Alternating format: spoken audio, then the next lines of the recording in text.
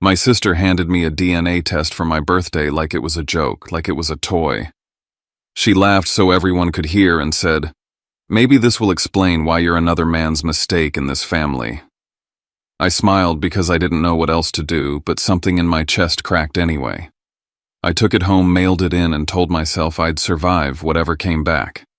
What I didn't expect was the timing. Months later, our family's estate lawyer called for an urgent meeting, and he didn't say it was about money. He said it was about me. And when my mother and my sister heard that, their faces went pale. That's when I realized the DNA test wasn't the punchline. It was the trigger. My name is Cole Caldwell. I'm about to share something close to my heart. But before I do, can you say hi in the comments or tell me where you're from? I love hearing how far my story can reach. Sometimes knowing someone is there makes all the difference. And if you've ever been the one treated like an afterthought in your own home, please consider subscribing. It helps more than you think, and it tells me I'm not alone. Thank you. And now, let me tell you everything. The quiet life I built in Portland was never about being trendy or minimal for the sake of it. It was survival, clean counters, neutral walls, a calendar that ran like a metronome, a job where numbers behaved the way people never did. I'm Cole Caldwell, early 30s financial analyst, the guy who leaves parties first and texts back late because silence feels safer than the wrong words. I learned a long time ago that the easiest way to stay out of trouble in my family was to take up as little space as possible, smile when you're supposed to, speak only when spoken to, be the background, let the louder people feel like the room belongs to them. That was the unspoken rule in the Caldwell house: perfection on the outside, frost on the inside.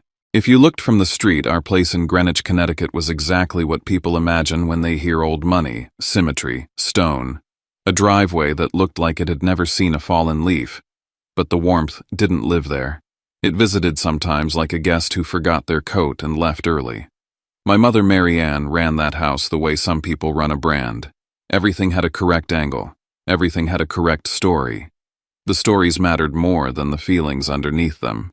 If you asked her what kind of family we were, she could deliver a polished answer in the tone of a press release. If you asked her how her son was doing, she'd pause like she needed to remember my name first, then tell you I was fine the way you'd say a lamp was working. My sister Blair was the centerpiece of that brand. She didn't just walk into rooms, she arrived. People adjusted their bodies around her without being asked. She had that talent for taking oxygen and calling it charisma, and my mother applauded it, fed it, polished it. Blair's laugh was always the loudest. Blair's opinion was always the funniest. Blair's needs were always the most urgent. My dad, Robert, was different. He wasn't the warm, talkative kind of dad you see in commercials, but he saw things. He noticed. He'd stand behind me in the kitchen when I was younger, not saying much, just placing a hand on my shoulder like an anchor point, like he was letting me know I wasn't crazy for feeling invisible. When I brought home good grades, he didn't clap or throw a party, but he'd nod slow and solid, and that nod meant more than my mother's distracted. That's nice. In a house where affection was rationed, my dad's quiet presence was the closest thing to safety I had. Then he died, and the only steady thing in that house vanished, like someone turned off a light and pretended they didn't hear the click. I flew back to Greenwich for the funeral because you do that even when you've spent years trying to become a person who doesn't need anyone. The service was expensive in all the ways that weren't comforting. The flowers were massive. The pews were packed with people who knew my father's name but not his voice. My mother was unusually sharp about details: seating arrangements, the order of speakers, which photo of Dad should be printed on the program. She treated grief like a schedule that needed to be managed. Blair was calm, not numb calm, not devastated calm. More like she'd already read the ending of the book and was waiting for everyone else to catch up. She hugged people, accepted condolences, dabbed her eyes at the appropriate moments, and never once looked like she might actually fall apart. In the days after the house filled with movement, caterers, family friends, people walking through Dad's study like it was a museum exhibit, I drifted through all of it, listening more than talking, and that's when I started noticing the small mismatches.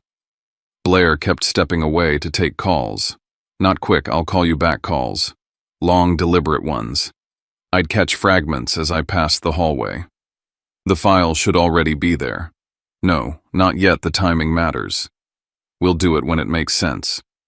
The words were vague, but the tone wasn't. She sounded like someone coordinating something.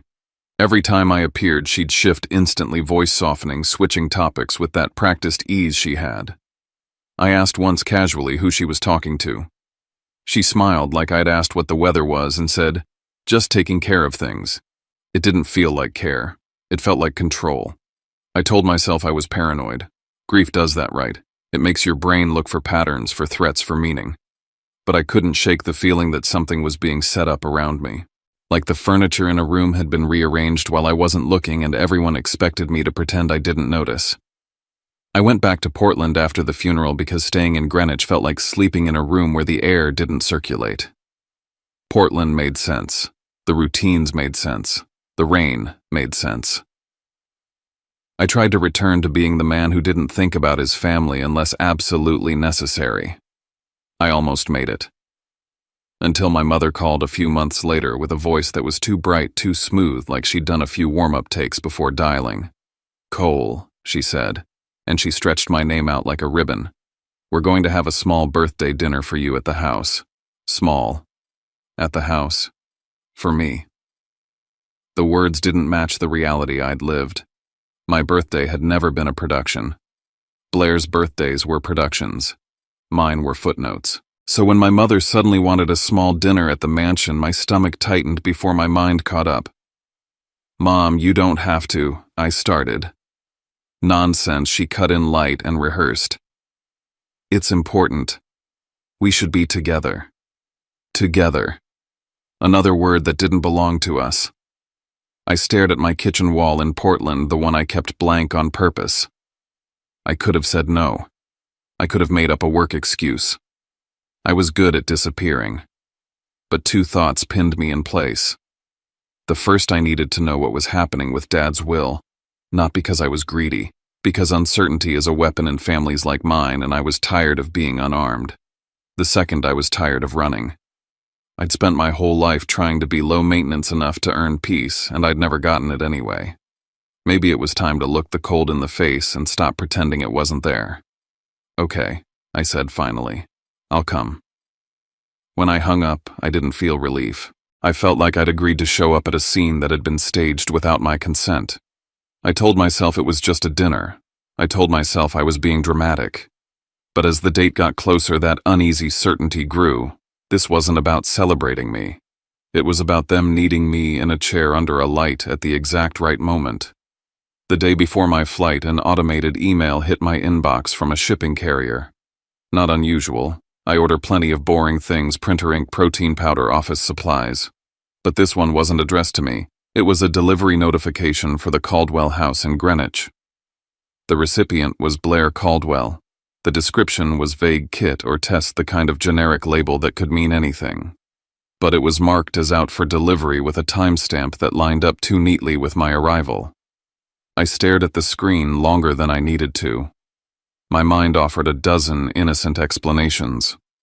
Blair could have ordered a health test, a COVID test, a vitamin panel, anything. But the hair on the back of my neck lifted anyway. Because of the timing. Because of the way she'd been talking about files and timing. Because my mother's invitation had sounded like a script and this felt like a prop being delivered to set. I closed my laptop and looked around my apartment at the life I'd built that didn't require anyone's approval. Then I pictured the dining room in Greenwich, the long table, the polished silver. The way my mother's eyes always scanned for imperfections, like she was searching for a reason to be disappointed. I told myself one more time that I was overthinking it. But right before I went to sleep, I admitted the truth I'd been circling all day. Whatever was waiting for me in that house, it wasn't going to be cake and candles. It was going to be something they wanted me to see, something they wanted me to react to. And for the first time in my life, I didn't plan how to please them. I planned how to observe them. The Caldwell dining room always looked like it had been set for a magazine shoot 5 minutes before you arrived. Warm golden light. A table so long it made conversations feel like negotiations. plates placed with surgical precision, silverware lined up like soldiers. Even the air smelled curated lemon polish, expensive candles, something faintly floral that never belonged to real life. It should have felt welcoming. It never did. Perfection in that house wasn't comfort. It was a warning, don't mess this up. My mother was already seated when I walked in, a glass of wine in her hand. The first thing I noticed wasn't the drink itself. It was what she did with it. She kept rotating the stem between her fingers over and over, like the glass was the only stable thing in her world. She took tiny sips that barely changed the level, but she made sure it was never empty. Her smile appeared on cue, tight around the edges. "Happy birthday," she said, and it landed like a formality. Blair arrived a minute later like she was stepping onto a stage. Perfect hair, perfect outfit, that kind of tan that tells you she has time and money for maintenance. She leaned in to air kiss my cheek, not quite touching, then slid into her seat with a confidence that didn't ask permission. "Cole," she said like my name was a joke she'd already heard. "Look at you. Portland still treating you. Simple." She didn't wait for an answer. Blair never waited. She launched into a stream of updates about herself, new plans for a remodel, a trip she'd just taken, people she'd met, the kind of name-dropping that was supposed to sound casual. My mother laughed at all the right places, even when nothing was funny. I sat there and let the words wash over me because that's what I'd always done. Be pleasant. Be small. Don't create friction. But the air in the room felt off. Not just tense, expectant. Like everyone was counting beats in their head, waiting for the moment the music would drop. At some point between Blair's story about a private resort and my mother's third attempt to refill her wine without actually drinking it, I tried to touch the one subject that mattered. I kept my voice mild, almost polite to the point of self-erasure. I wanted to ask, I said, about Dad's will, just timing. I need to know when there's going to be a reading so I can arrange time off. It was the kind of sentence that should have been normal. Adult. Responsible. In our family, it was a flare shot into the night. My mother froze. Not dramatically. Just enough that you could see her smile stop functioning for half a second. Her eyes flicked to Blair, quick, almost unconscious, like she was waiting for a cue, like she needed permission to answer. Blair's mouth curved into a smile that wasn't friendly. It was the kind of smile you wear when you know something the other person doesn't. "Oh," she said, sweet as frosting. "You're worried about that. I'm not worried," I replied, careful.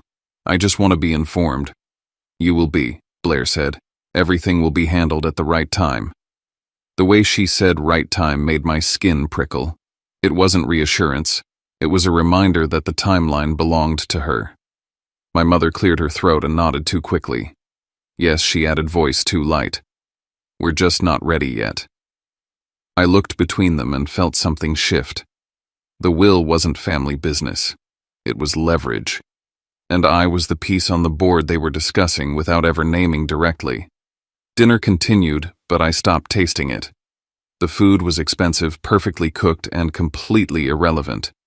Blair kept glancing at me between stories, her expression sharp with anticipation, like she was waiting for me to say the wrong thing so she could spring something. My mother's fingers never stopped circling that wine glass stem. She didn't look at me much. When she did, her eyes didn't hold. They bounced away like contact burned. When my mother stood to bring out dessert, I expected a cake, maybe something thoughtful, something that would justify this whole performance. What came was a small store-bought cake that hadn't even been transferred to a nicer plate. It was like the celebration part had been added last minute, a prop to make the scene believable. Before my mother could even set it down properly, Blair pushed her chair back with theatrical timing. Actually, she said, reaching for a box wrapped in glossy silver paper, "I got you something." My mother's face drained so fast it looked like someone had pulled the plug on her expression. "Blair," she said, and her voice cracked on the name like a warning she didn't have the courage to finish. Blair ignored her. She slid the box across the table toward me, not gently, firmly, like she was delivering evidence. "Go on," she said, leaning in, her smile thin and bright. "Open it." The room went quiet in a way that didn't feel natural. Even the refrigerator hum sounded loud. My hands moved because there was nowhere else for them to go. I peeled back the paper, lifted the lid, and saw a DNA testing kit nestled inside. For a second, my brain didn't register it. Not because I didn't understand what it was, but because I couldn't believe she'd do it out loud. In front of our mother. In the house where we pretended we had manners. Blair laughed, a soft little sound that cut straight through me. "Maybe this," she said loud enough to stop every fork midair, "will explain why you're another man's mistake in this family." The words landed like a slap, not just because they were cruel, but because they were specific. People don't use that phrase unless they've been holding it in their mouth for a long time. I looked at my mother instinctively, expecting, hoping for something. A denial, anger, even a performative defense. Anything that said I mattered enough to protect. What I got was fear. Marianne didn't scold Blair. She didn't tell her to apologize. She didn't even say my name. She flinched like the sentence had exposed a wire she'd spent decades hiding. Her lips parted, and all that came out was a thin, strangled whisper. Blair. Just that. A plea, not a rebuke. Then silence. The kind of silence that confirms more than words ever could. In that moment, humiliation wasn't even the sharpest feeling in my chest. The sharpest feeling was clarity. They didn't suspect. They knew. This wasn't a drunk insult or a random cruelty. This was a rehearsed line in a plan. And my mother's reaction told me the truth. She'd never say Blair had just spoken something that was only supposed to stay behind closed doors. I did what I'd always done. I kept my face steady. I didn't give Blair the reaction she wanted. I set the lid back on the box slowly, as if it were just another awkward gift. I forced a breath through my nose, tasted lemon polish in the air, and nodded once. "Wow," I said quietly, like I was commenting on the weather. "Happy birthday to me." Blair's eyes narrowed, almost disappointed. She wanted tears or rage. She wanted a scene. My calm denied her the climax. I stood, thanked my mother for dinner because my body knows the script even when my mind is screaming, and excused myself. My mother didn't stop me. She didn't follow. She didn't ask if I was okay. She just sat there with her wine glass like it was holding her upright. Upstairs, my old room looked wrong.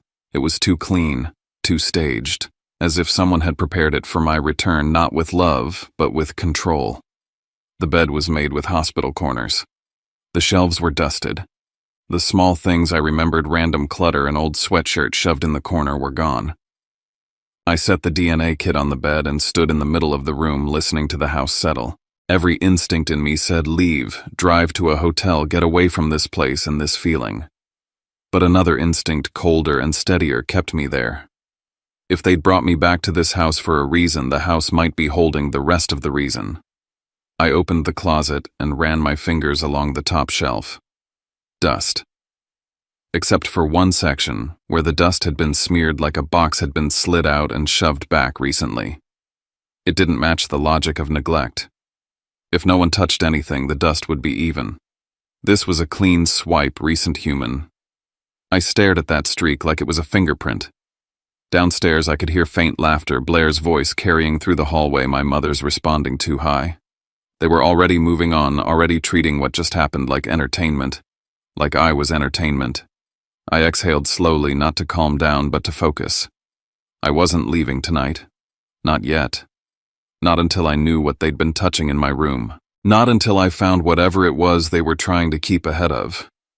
Because now I understood something I hadn't wanted to admit before. This dinner wasn't a celebration. It was a setup. And if they'd gone to the trouble of setting it, there was more coming. I turned back to the closet, pulled a chair over, and reached for the first box on the top shelf with the careful patience of someone who knows evidence can disappear by morning. I pulled the chair closer to the closet shelf and started lifting boxes down one by one, slow enough not to make noise, fast enough that I didn't talk myself out of it. The house had settled into its nighttime quiet, the kind of quiet that isn't peaceful, just expensive.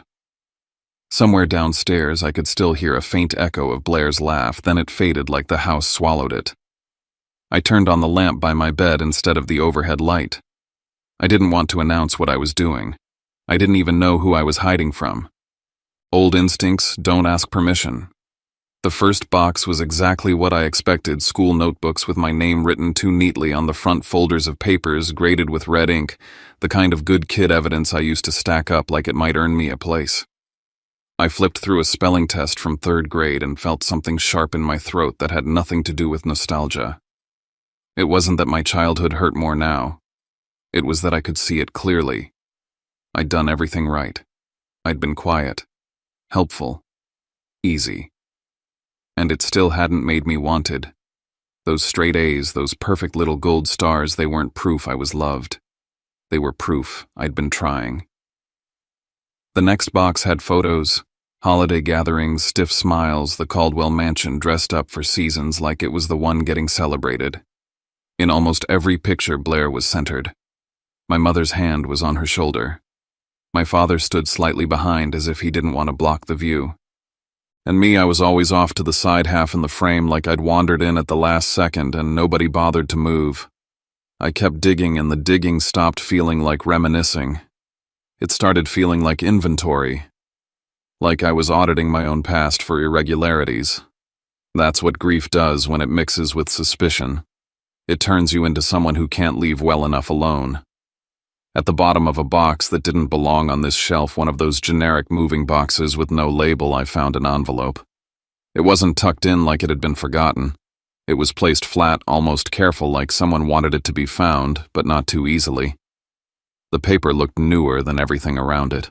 The corners weren't softened by time. The flap wasn't yellowed. It didn't match the dust and wear of the rest of the box. My pulse started doing that slow, heavy thing it does when your body knows something before your brain lets it in. I slid the envelope out and held it up to the lamp. No name on it. No return address.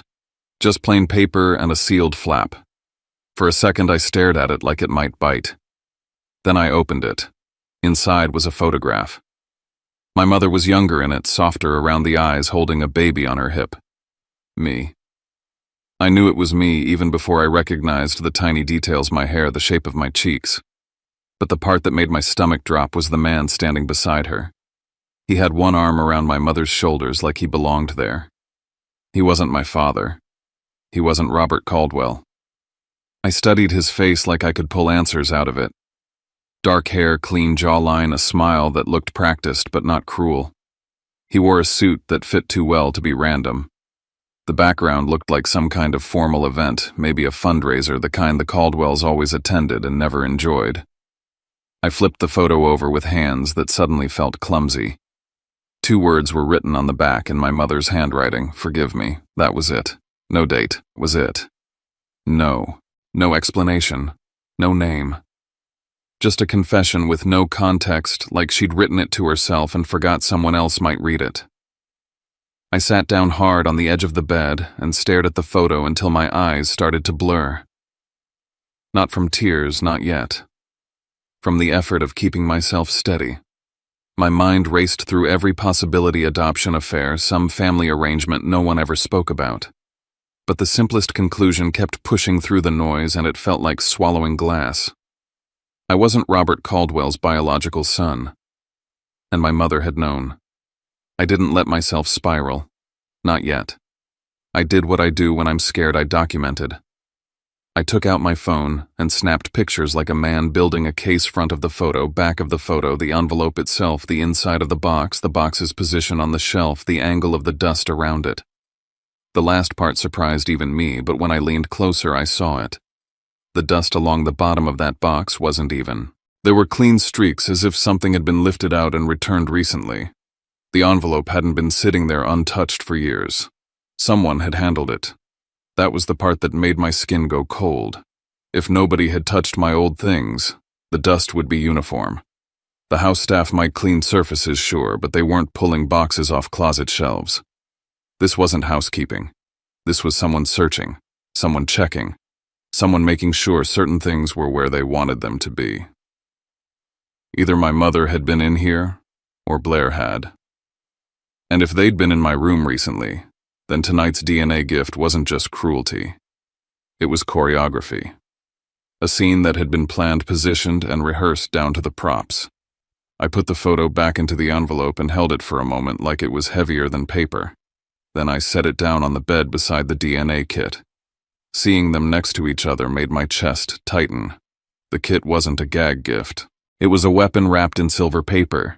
I picked up the kit and read the instructions more carefully than anyone does when they're just curious about their ancestry. There was a registration code. There were prompts about creating an account, entering your email, your phone number, your mailing address. The language was friendly, casual, designed to make you feel safe. But all I could think about was Blair's face when she slid it across the table, and my mother's fear when she couldn't even defend me. If Blair bought this kit, what else could she see? Order tracking status updates? Could she call the company and pretend to be me? Could she fish for information the same way she fished for control in every room she entered? I didn't know, but I wasn't going to hand her the chance. I opened a notes app and started listing steps like I was planning an operation. New email address. No personal phone number attached. Results delivered to a separate mailbox back in Portland. Keep every receipt. Photograph every code. Document dates, times, anything that could be questioned later. Because I could already hear the future argument coming. You faked it. You misread it. You're being dramatic. You're embarrassing the family. I was done being the person who lost by default because I didn't come prepared. Still, none of that answered the one thing I couldn't keep circling forever. I sat there on the bed staring at the kit and felt the weight of a truth I'd avoided my whole life. I had always suspected I didn't belong. I just never had proof. Blair had handed me proof like a joke, and my mother had confirmed it with silence. I didn't sleep much. I lay there staring at the ceiling, listening to the old house breathe, pipes, ticking wood, settling the distant hum of an HVAC system that never stopped. In my head, questions kept lining up like dominoes. If I wasn't a Caldwell by blood, who was I? Who was the man in the photo? And why did Robert Caldwell, my father, in every way that mattered, keep me in that house? If the truth was sitting right there waiting to burn everything down, right before dawn, I made a decision that felt less like courage and more like necessity. I was going to send the test in, not to satisfy Blair, not to appease my mother. I was going to send it because I was tired of living inside a question mark. Before I closed my eyes, I put the envelope back exactly where I found it, down to the angle, down to the way the dust sat around it. I didn't want anyone to know I'd seen it. Not yet. Then I placed the DNA kit in my carry-on like it was fragile, like it might break open and spill my life across the floor. When the sun finally came up, I left the Caldwell house with the same calm face I'd worn at the dinner table. I said goodbye like nothing happened. I hugged my mother because that's what sons do even when their mothers can't look them in the eye. Blair watched me from the doorway with a smile that didn't reach her eyes. In the car to the airport, I stared out at the manicured lawns and stone fences and told myself one thing over and over like a promise.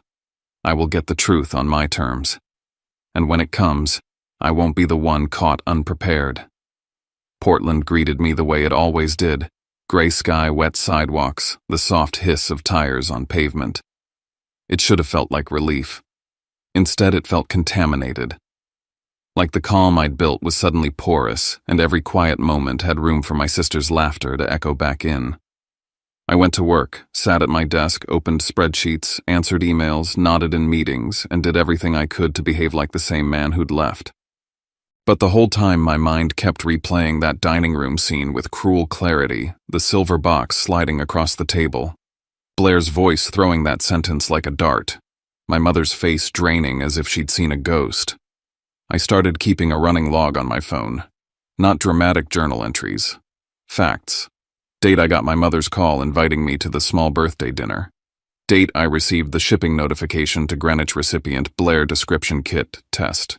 Date of the dinner. Exact wording Blair used. Exact reaction from Marianne, how she didn't defend me. How she whispered Blair's name like a warning meant to stop the truth from being spoken out loud. I wrote down the make and model of the DNA kit, the registration code, the lot number printed in tiny text on the inside flap. I wrote down everything because something in me understood this wasn't going to stay personal. Families like mine don't fight with feelings. They fight with narratives. And I wasn't going to lose just because I didn't keep receipts. The next morning I drove to a shipping center and mailed the kit. Not from my neighborhood, not from my usual post office. I paid in a way that didn't tie back to my main accounts. Then I went straight to a small mailbox rental place and opened a P.O. box. The woman behind the counter didn't care who I was. She just wanted my paperwork signed and my payment processed.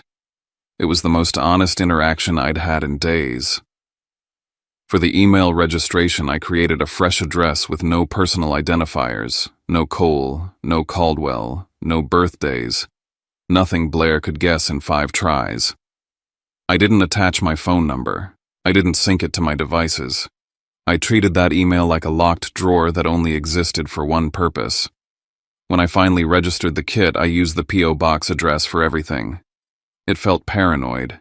It also felt like the first time I'd taken control of my own story. Waiting for the results was its own kind of torture because it turned every day into a countdown. I'd be at my desk half listening to a colleague explain a forecast, and my mind would drift to the man in the photograph. I'd be standing in line for coffee and catch myself studying strangers' faces, wondering if any of them looked like me. I tried not to spiral into theories, but the truth is I'd lived inside a suspicion for so long that I didn't know how to be patient anymore. When the notification finally appeared, it wasn't dramatic. It came on a Tuesday afternoon while my office was quiet, the kind of day where the loudest sound is the printer warming up. My phone buzzed. I glanced down. Results ready. My hands didn't shake at first. They went cold. I clicked the email, logged in, and stared at the screen as if it might be a trick. No biological relationship detected with Caldwell lineage. The words sat there blunt and clean. No anger, no apology. Just a fact that rearranged my entire life in one line. I kept reading. Suggested match Hartwell. The name hit me like a door slamming somewhere far away. I'd never heard it in my mother's mouth. Never heard it in my father's. Never heard it in the Caldwell house at all. It wasn't a family friend, it wasn't a neighbor, it wasn't a business partner I could recall. It was a name that belonged to a world my family had clearly kept sealed off from me. I stared at it until the letters stopped looking like letters. Then, almost without thinking, I opened the photos from my father's funeral on my phone. I hadn't looked at them much. It felt wrong, like gawking at grief. But now I scrolled with a different purpose. I zoomed in on the crowd, on faces, on the people my mother never introduced. There had been a small cluster of them, well-dressed, quiet, the kind of presence that feels like it carries authority without needing to announce it. They weren't Caldwell friends. They didn't mingle. They stayed together, spoke in low voices, and left without making a scene. At the time, I assumed they were business associates. Now, with the name Hartwell staring at me, the memory shifted. My mother had watched that group like a hawk, not with hospitality, with tension. My stomach tightened as the dots started lining up. I didn't go straight to confrontation. I didn't call my mother. I didn't call Blair.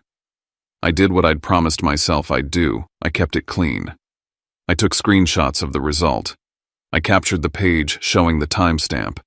I captured the suggested match. I saved it in multiple places. Then I opened my family group chat. I typed one sentence. No accusations, no insults, no emotional paragraphs.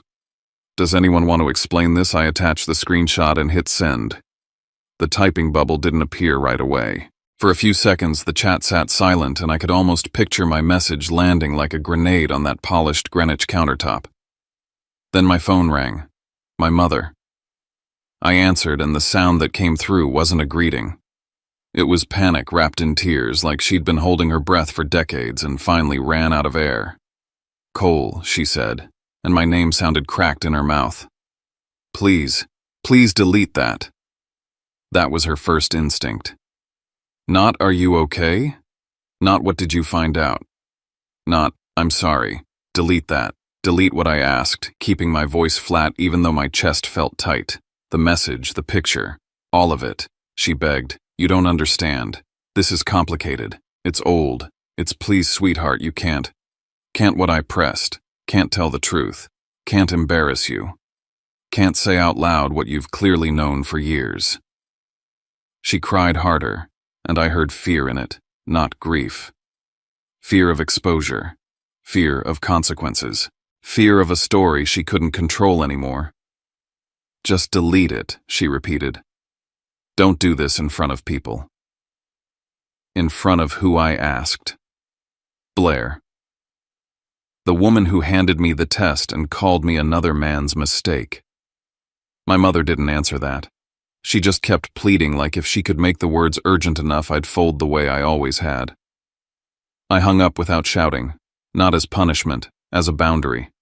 Because if I stayed on the line, I'd either explode or cave, and I didn't want either. A minute later, my phone buzzed with a message from Blair. Well, now you know. That was it. No denial, no defense, no attempt to soften it. Just confirmation delivered like she'd been waiting for this moment and didn't care what it did to me. I stared at the screen until my eyes hurt.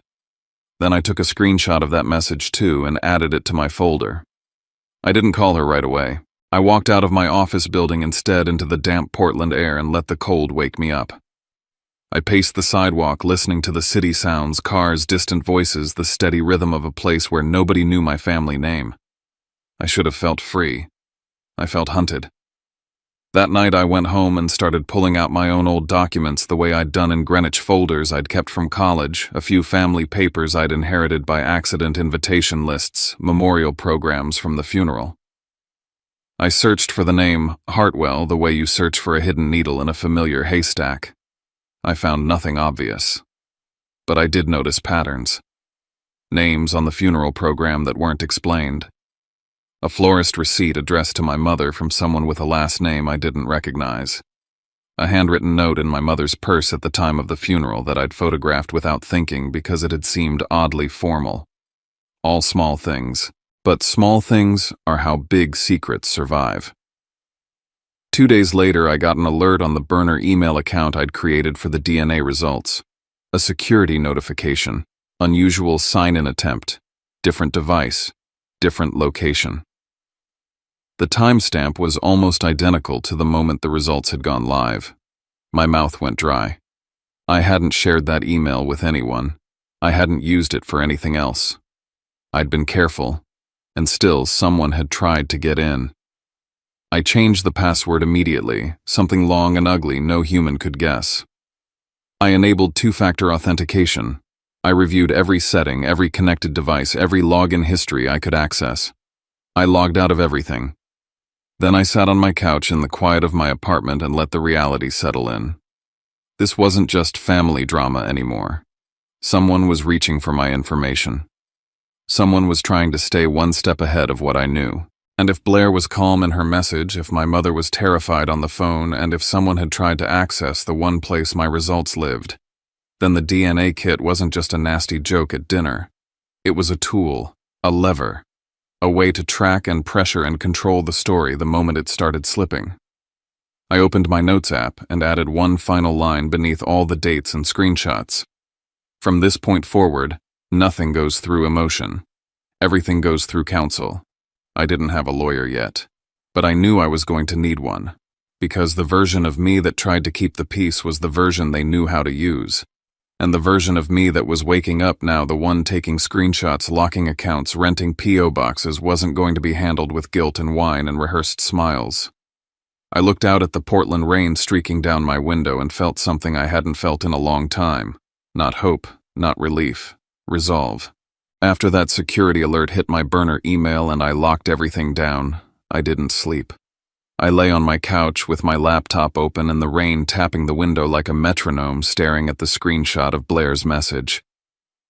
Well, now you know, until the words stopped looking like language and started looking like a threat. I kept thinking about my mother's voice on the phone, how she didn't ask if I was okay, how she went straight to damage control. Delete it. Don't do this in front of people. Like my existence was a mess she needed to mop up before the neighbors smelled it. By morning, the shock had burned off and left something colder behind. I didn't want explanations that sounded like excuses. I wanted motive. Because cruelty for fun is one thing. Cruelty with a plan behind it is another. And if Blair was calm, and my mother was scared, and someone tried to get into the one place my results lived, then what was really being protected wasn't my feelings. It was something else. I called Blair. She picked up on the third ring like she'd been expecting it. Her voice was bright in that way that always made me feel like I was the punchline even when she wasn't laughing. So she said, "You finally did it." "I'm not calling to talk about whether I did it," I replied, keeping my tone even. "I'm calling to ask why you went that far. The dinner, the kit, the way you said it. You wanted the whole room to hear." A pause. "Not surprise. Calculation. I wanted you to stop pretending," she said. "You've been playing the quiet victim for years." "I'm not asking for your commentary," I said. "I'm asking what you're trying to accomplish." She laughed softly, like I was adorable for thinking I could corner her with a direct question. Then her voice dropped half an inch and the air changed. "Mom owes me," she said. I didn't respond right away. I let the words sit there because they didn't make sense until they did. In the Caldwell house, debt didn't always mean money. Sometimes it meant secrets. Sometimes it meant loyalty. Sometimes it meant a lifetime of playing along so the public story stayed clean. "Owes you for what I asked. For keeping my mouth shut," Blair said, matter of fact. "For carrying the thing she didn't want anyone to know. For doing what she was too scared to do." "You're talking about me," I said. Not a question. "I'm talking about the truth," she snapped, irritation flashing through the polish. "And the truth has value. Don't act like you don't understand that. You work in finance. You know what leverage is." My stomach tightened. Not because she said it, but because she said it so plainly, like she'd been waiting years for a chance to use that word out loud. "So this is leverage," I said. "Against Mom. Against Dad's estate. Against me." "Don't flatter yourself," she replied, and I could hear the smile in her voice again. "This is about what's fair." "Fair," I repeated, and the word tasted bitter. "You already had everything. You think you know what I had," Blair shot back. "You think being the one who stayed here was some kind of prize I stayed. I dealt with Mom. I dealt with Dad. I played the role. And then he died, and suddenly you get to swoop in from your little rainy apartment and act like you deserve a seat at the table." "I wasn't asking for a seat," I said. "I asked when the will reading was." "And that's exactly it," she replied.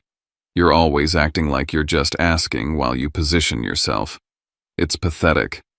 I closed my eyes and forced my breathing to stay slow. This wasn't a sibling argument. This was a negotiation, and Blair was showing me her price. "Say it clearly," I told her. "What do you want?" Another pause. Then, with the calm confidence of someone revealing the obvious, "I want what I'm owed," she said. "And if Mom wants to keep her precious reputation intact, she'll make sure I get it. Because if she doesn't, well, people love stories like this." There it was. The threat dressed up as inevitability. And underneath it something worse: she believed she could reshape the family story into whatever benefited her. I didn't yell, I didn't insult her. I did what I've learned to do when someone shows their hand. I listened. I memorized the wording.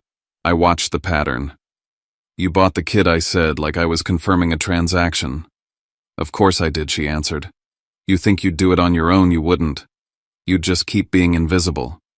And you wanted me to send it in?" I said. "You wanted proof on record. Proof is proof," Blair said. "It's not my fault you can't handle it." I ended the call before she could keep spinning. My hands were steady when I set my phone down, but my chest felt bruised. It wasn't heartbreak. It was something more complicated, the realization that my sister didn't just dislike me. She saw me as a variable in her math. I opened my notes app and typed a summary of the call while it was still fresh. Exact phrases, tone shifts, the way she framed it as debt, leverage, reputation, stories. I saved it with the date and time. Then I searched for an attorney. I didn't want someone who would fight dirty. I wanted someone who wouldn't get emotionally hypnotized by money, family names, or the idea that this was just a messy private matter. I found Dana Liu through a recommendation from a colleague who'd gone through a complicated inheritance dispute. Dana's profile was blunt trust and estate litigation, fiduciary disputes, contested wills. Her reviews didn't talk about charm. They talked about precision.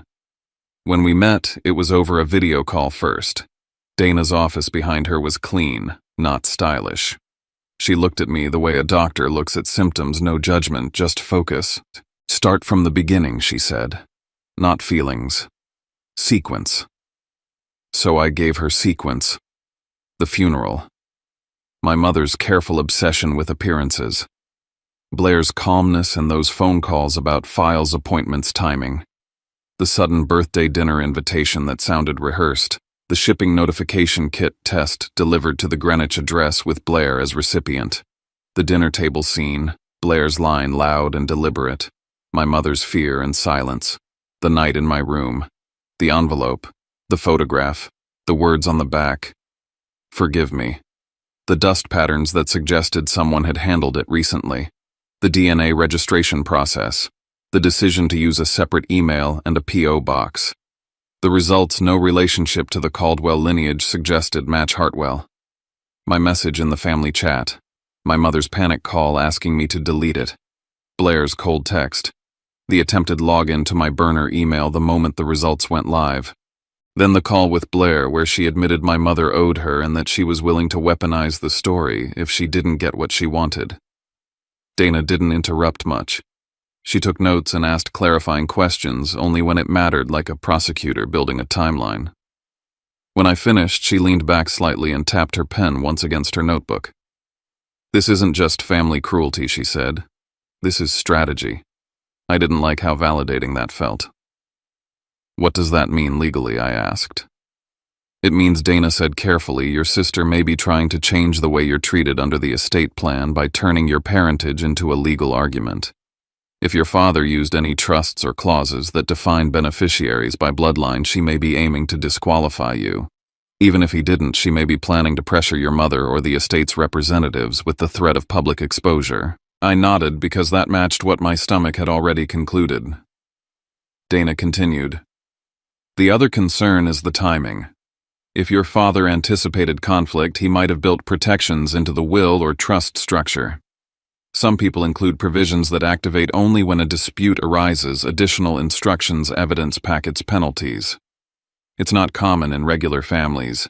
It's common in wealthy families with messy dynamics. The word penalties made something in my memory shift. My father's steady quiet. The way he watched people more than he talked. The way he never seemed startled by Blair's performative affection. The way he looked like he was always thinking 2 moves ahead. What do we do? I asked. We keep everything, Dana said. We stop having conversations you can't document. And we gather third-party information. People who saw things. People who can confirm patterns. So I did. I called a neighbor from my childhood, someone who used to wave at me when I biked down the street and treated me like a human being even when my own house didn't. I called the longtime housekeeper who'd worked for us on and off and had retired but still answered my number. I called a man who'd been a friend of my father's, more business than personal, but close enough to know the rhythms of Dad's last years. I didn't ask the big question. I didn't say, am I his son? That would make people defensive. It would make them choose loyalty. Instead, I asked small questions that built a pattern. When Dad was sick, who visited most? Who was always around? Who brought papers to sign? Who talked about lawyers? Who seemed overly interested in organizing things? The answers didn't come as smoking guns. They came as overlaps. The neighbor remembered Blair's car in the driveway constantly, even on days when my father was too weak to see anyone. The housekeeper remembered Blair insisting on being present during important conversations, hovering whenever a folder appeared. My father's friend hesitated, then admitted something that made my jaw clench. He'd heard Blair mention casually that she'd talked to a couple people about getting ahead of the estate stuff. He'd assumed she meant making things easier. In hindsight, the way she said it had sounded triumphant. Dana asked me to summarize each call and send it to her. I did, with dates and names and context, keeping the tone neutral. I was building a file, not a diary. Then one of the conversations handed me a detail that didn't feel like gossip. It felt like a crack in a dam. A financial contact of my father's, someone who'd been around during the later years, mentioned that my father had complained once about a transfer he didn't authorize. Not loudly. Not as an accusation. More like confusion mixed with disappointment. He'd said something along the lines of "I didn't do that," and then he'd waved it off because he was tired and didn't have the energy for confrontation. He'd been sick. He'd been managing medications and appointments and the slow shrinking of his own body.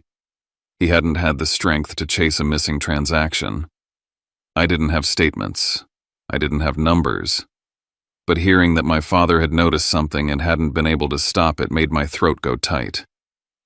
Dana's response was immediate. "That matters. We may need to request accountings later, not now. Later, when the proper process opens. But you're right to record this." A week passed in a blur of work and phone calls and careful documentation. I stopped answering unknown numbers. I started saving every voicemail. I stopped texting emotionally. Everything became per my earlier message and "please confirm" in writing. It felt clinical. It also felt like armor. Then one morning I got an email. It was short, polite, generic enough to look harmless. It came from a law office with a Manhattan address and a signature line that made my stomach drop. Harlan Price. The message said something like, "We are updating our records. Please confirm your current mailing address and preferred contact information." No mention of my father's name. No mention of the estate. Just a gentle administrative request. I forwarded it to Dana immediately. She called me within minutes. "Don't respond directly," she said. "Not yet." "It's just an address confirmation," I said, trying to keep my voice steady. "It's never just an address confirmation," Dana replied. "Not with that context. The timing is significant. This came after you shared the DNA results and after your sister escalated. Your father's counsel reaching out now suggests a process is about to start. And if your sister is trying to box you out, this might be your father's structure pushing back." I stared at the email on my screen, the Manhattan address at the bottom, the neat professional language. It felt like the first external sign that my father had been expecting this. That he'd left something behind beyond money, beyond silence. Dana said, "From now on, everything from that office goes through me. We log it. We keep it. If they ask for confirmation, we reply in a controlled way. If there's a meeting, you do not go alone." I nodded, even though she couldn't see it through the phone. My throat felt dry. When I hung up, I looked at the rain sliding down my window and realized something that made my stomach tighten all over again. My father's lawyer didn't email me because of my feelings. He emailed because of procedure, and procedure means a door was about to open. I saved the email, printed a copy, and placed it in a folder I labeled with nothing but the date. Then I sat at my kitchen table and waited for the next move, trying to ignore the heavy sense that the quiet part of this story was ending. The first pressure came in small, ugly ways. A blocked number calling at odd hours. A voicemail with no words, just breathing, and then a click. A text from an unknown number that read, "Don't make this worse. Don't go to New York." Not signed, not explained, just planted in my phone like a seed of anxiety. I tried to tell myself it could be random. Spam. A wrong number. But my nervous system didn't buy it. The timing matched too cleanly with Harlan Price's email, with my conversation with Dana, with my sister realizing I wasn't going to fold. Then the formal shot arrived. An email from Victor Sloan. The subject line was something bland and legal-sounding: notice of defamatory statements and demand to cease and desist. I opened it with Dana on speakerphone. The email accused me of spreading false information that could damage the Caldwell family's reputation. It referenced my public sharing of sensitive claims. It demanded I retract statements and stop communicating unverified allegations to third parties.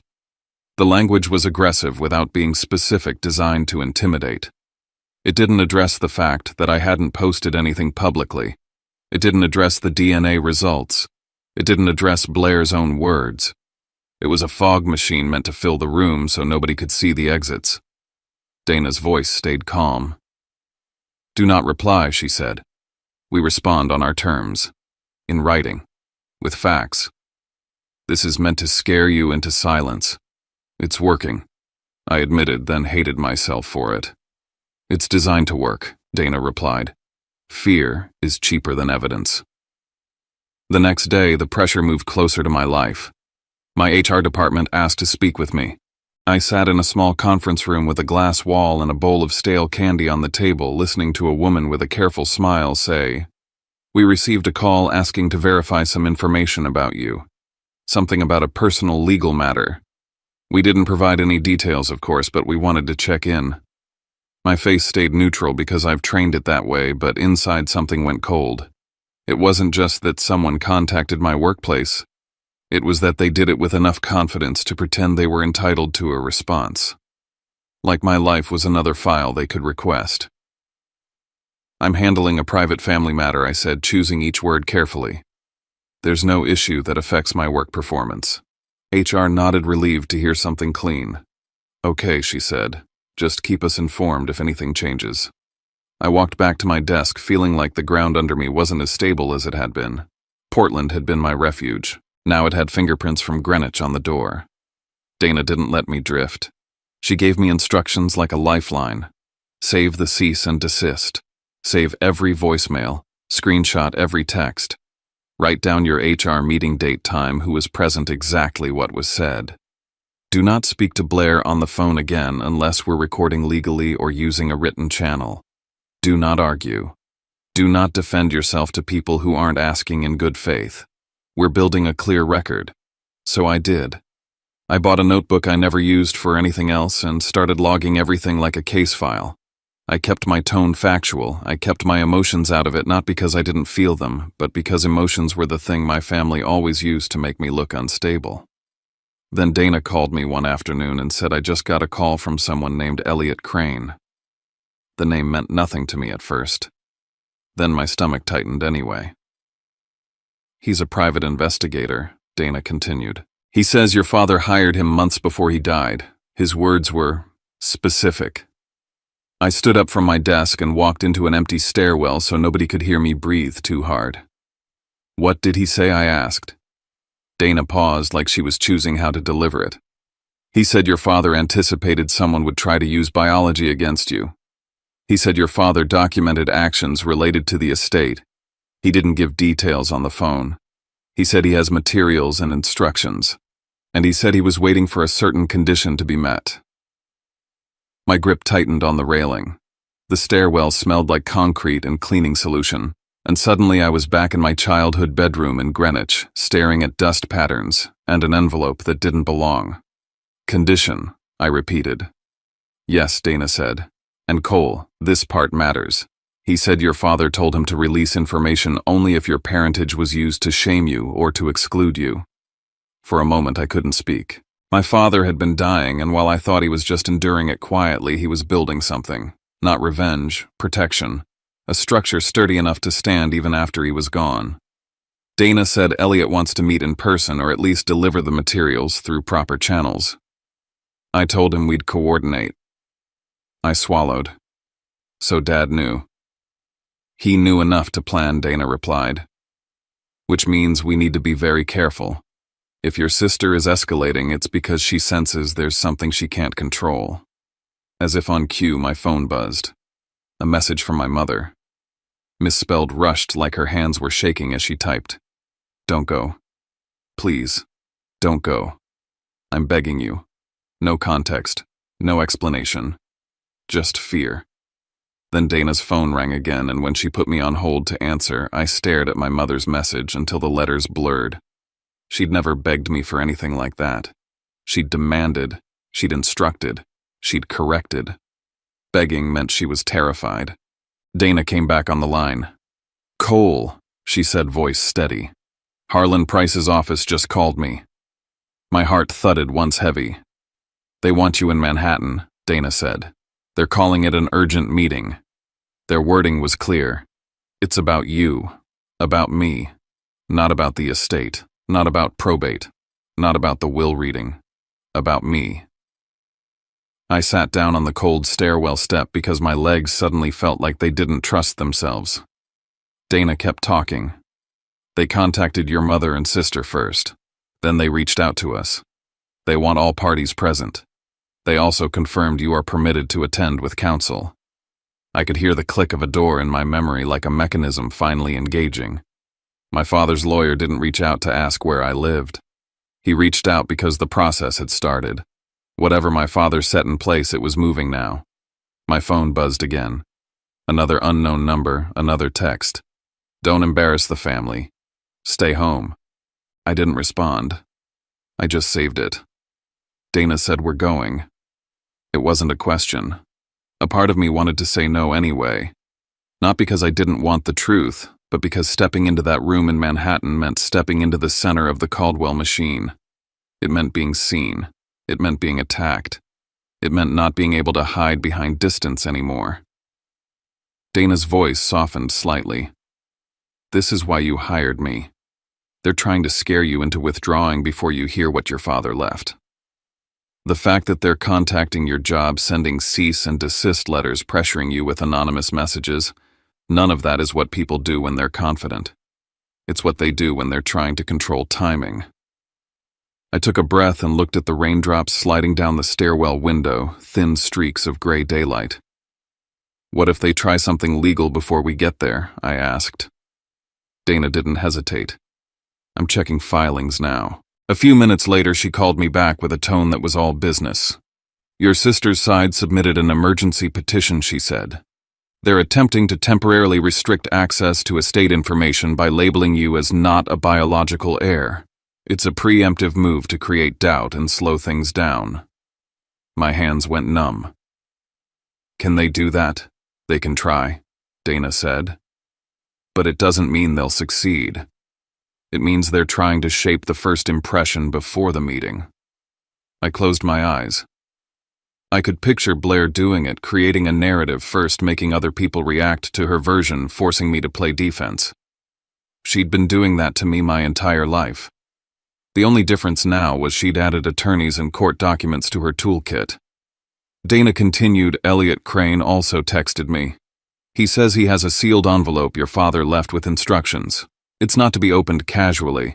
It's to be produced under specific circumstances. The fact that Harlan is calling a meeting about you suggests we're close to those circumstances. A sealed envelope. My mind flashed to the envelope I'd found in my closet in Greenwich. The photograph. Forgive me. My father had his own sealed things too, apparently. Things he kept for the right moment. I stood up and felt my spine straighten in a way it hadn't in days. Fear was still there, but it was being pushed aside by something stronger, the sense that running now would be exactly what they wanted. I looked at my phone at my mother's pleading message at the anonymous threats at Victor Sloan's legal fog. And I heard my father's silence in a new way. Not absence. Intention. I'm going. I said more to myself than to Dana. Good, Dana replied. We travel together. You don't take calls from them. You don't meet anyone alone. You bring every document, every screenshot, every log.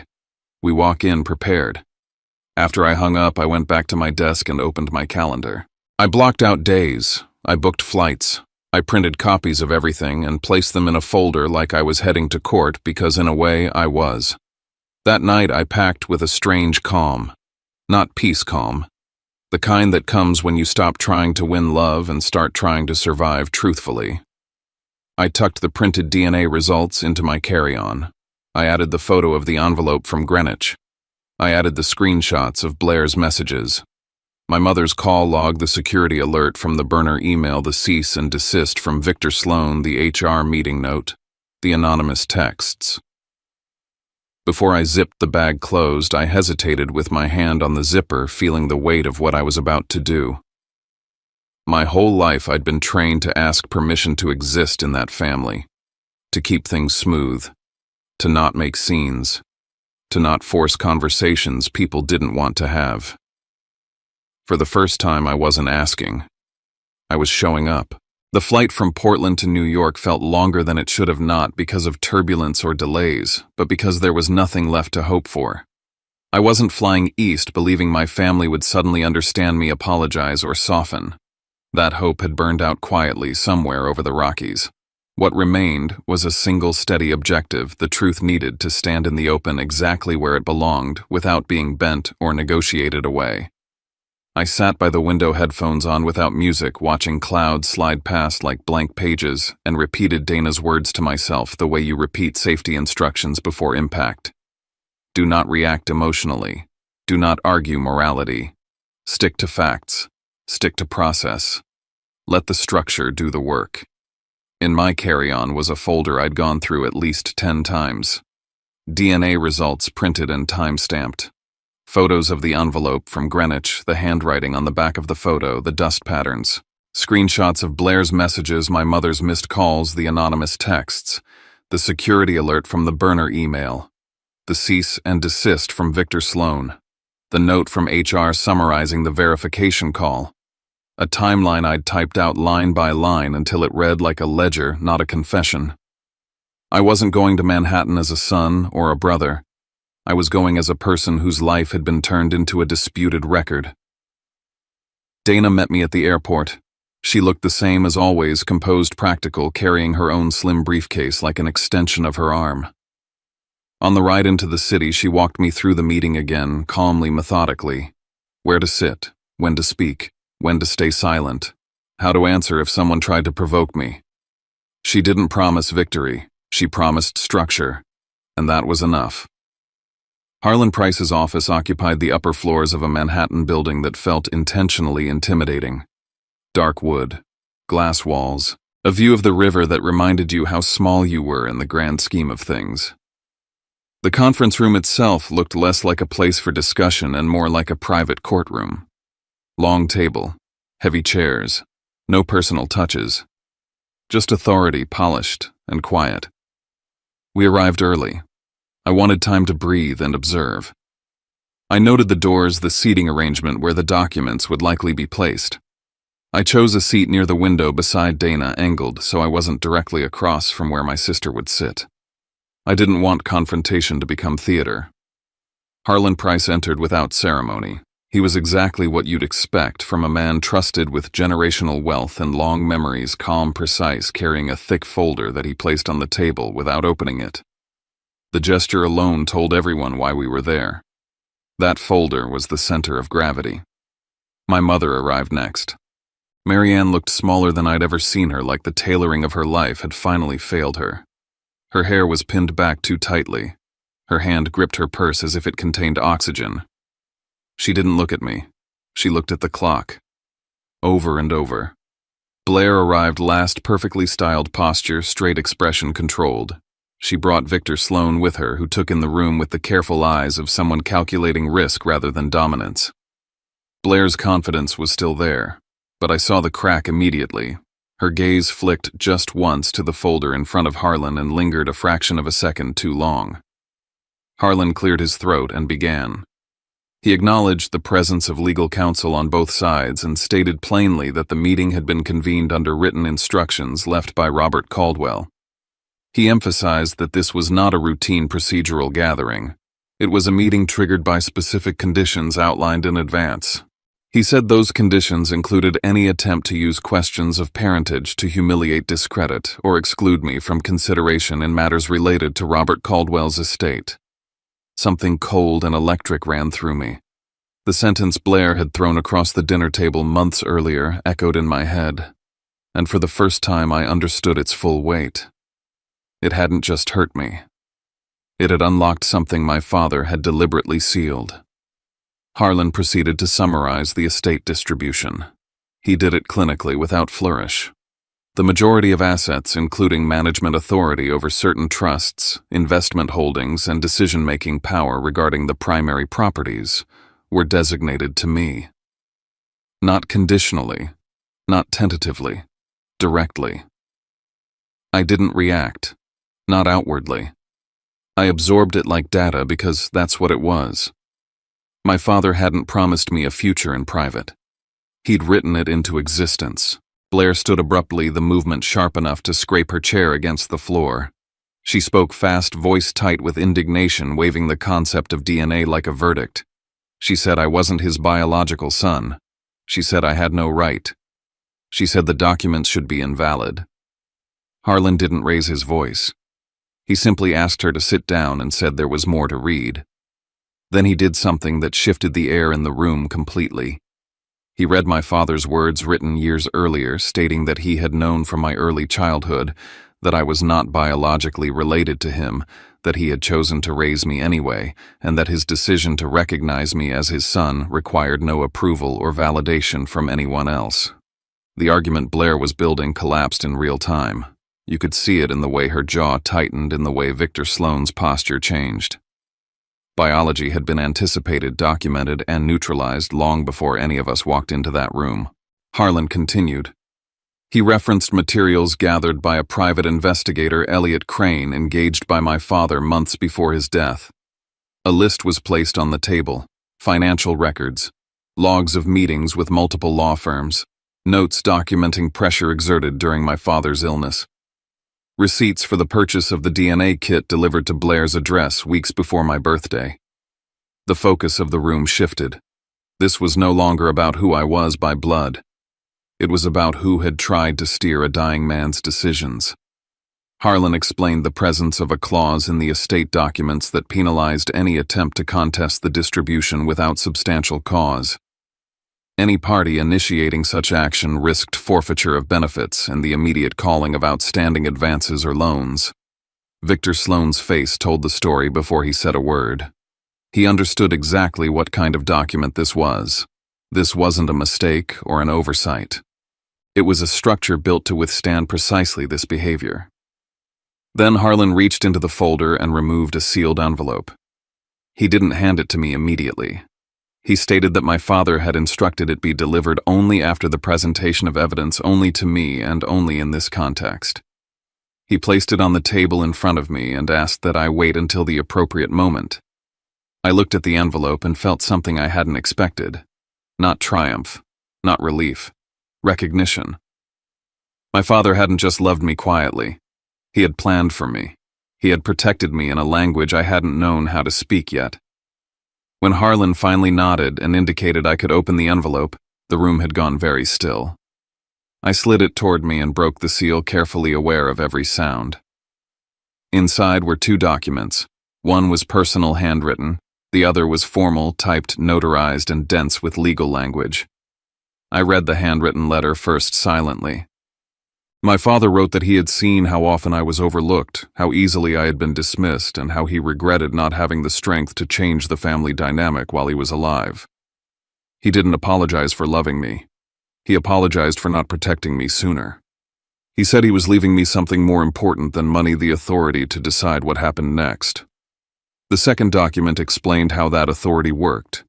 It outlined procedures for responding to defamation, intimidation, and interference with my livelihood. It gave the estate's legal representatives discretion to escalate matters if attempts were made to pressure me into withdrawal. Reading it, I understood why my father had been so calm near the end. He hadn't been passive. He had been finished preparing. The document also clarified my status in precise terms. I was identified as a son by recognition and care, not by blood, with a detailed account of my upbringing and my father's role. The language was intentional, designed to leave no room for reinterpretation. Harlan addressed the room again, pointing out discrepancies in financial activity during my father's illness and confirming meetings Blair had held with multiple attorneys. Victor Sloane leaned toward Blair and spoke to her quietly, his tone unmistakable. This was not a fight he could recommend continuing. My mother was asked to confirm basic background details. She said nothing. Her silence filled the room more loudly than any confession. For the first time, she couldn't manage the story. Dana requested that all communications directed at me cease immediately and that any future contact occur through counsel. Harlan confirmed the plan for executing the estate according to schedule with oversight and documentation. Victor Sloane advised his client not to pursue further action. The matter from a legal standpoint was resolved. Later that day, my mother asked to speak with me privately. She wanted to explain. I told her she could tell the truth, but I would not carry it for her anymore. I would not protect lies at the cost of my own life. I didn't promise forgiveness. I promised boundaries. I returned to Portland after everything was finalized, working with Dana to assume my responsibilities methodically. The house in Greenwich became an asset, not a symbol. A line item, not a home. What remained was simpler than I expected. I didn't need shared blood to be a son. I needed one person to choose me and stand by that choice. My father did. From the beginning to the end, he chose me. Before I end this story, I want to pause for a moment. Telling it wasn't easy. It meant reopening wounds I spent years pretending didn't exist. If any part of this resonated with you, feeling invisible, replaced, or questioned in a place that was supposed to feel like home, I want you to know you're not alone. Share your thoughts in the comments, even just a few words. Your voice matters more than you think. And if you'd like to hear more stories like this, stories about truth boundaries and choosing yourself, please consider subscribing. Sometimes being heard is the first step toward healing.